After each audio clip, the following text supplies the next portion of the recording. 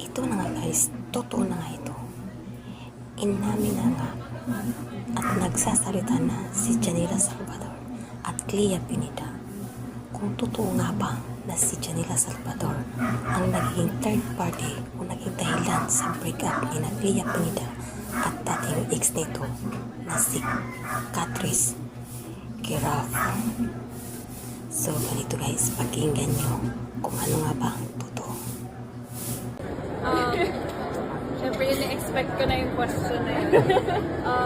Nasagot naman na niya, actually, sa interviews. And I'm sure people are waiting to hear from me. I would like to exclude myself from their breakup. Hindi ko totoo yung third party na allegations. Kung ano man yung naging reason ng breakup po nila, better po na sila na po yung story. Pero hindi po ako part ng breakup. Ayun, clear things lang. Labas si Janela doon.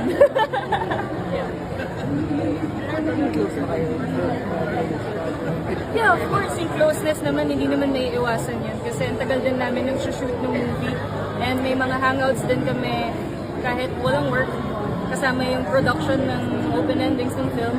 So hindi may iwasan na magkaroon ng friendship, makabuo ng friendship sa aming apat. And may times ba na kayong dalawa lang minawali ba? yeah, of course. Nakikita naman na din yun online. And kung ano yung nakikita nyo, yun na yun. Yeah. Tulong ka ba sa kanya? Diba?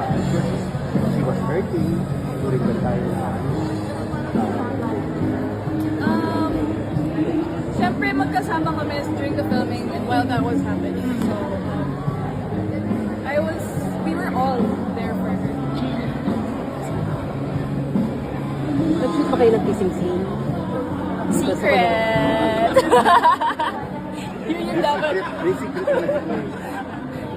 May kiss dapat daw ba tayo sa movie? Kami?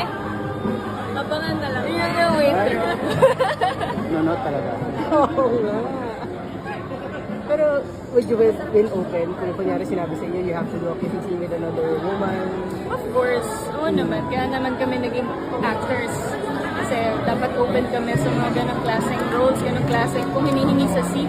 Why not? Kung may magandang preparation and we had an intimacy coordinator. Ayun. Para comfy kami sa lahat. Appreciate namin.